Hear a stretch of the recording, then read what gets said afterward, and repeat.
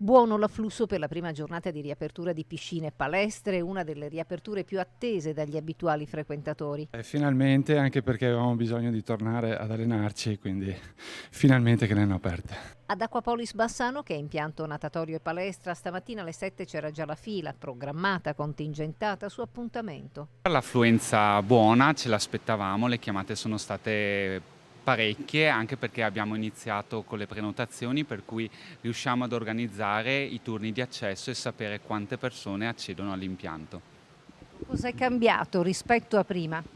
Abbiamo istituiti diversi protocolli di sicurezza e appunto di accesso, dall'entrata, dalla gestione delle vasche, che consentono senza ombra di dubbio un numero più ampio rispetto all'area più delicata che è quella degli spogliatoi, dove il contingentamento è senza ombra di dubbio maggiore. Sanificazione con sforzi maggiori rispetto a prima, distanze negli spogliatoi. Adesso è stata intensificata e maggiorata soprattutto nelle orari serali, dove senza l'afflusso della gente riusciamo a scoprire anche quei luoghi un po' più difficili da passare nella quotidianità. Anche i centri estivi sono un argomento che tocca gli impianti natatori. Abbiamo il protocollo in partenza, stiamo attendendo l'autorizzazione finale dalle nostre autorità territoriali, però per l'8 di giugno siamo pronti per partire con i nostri ragazzi. Il 3 di giugno invece partiranno tutti i corsi di scuola nuoto.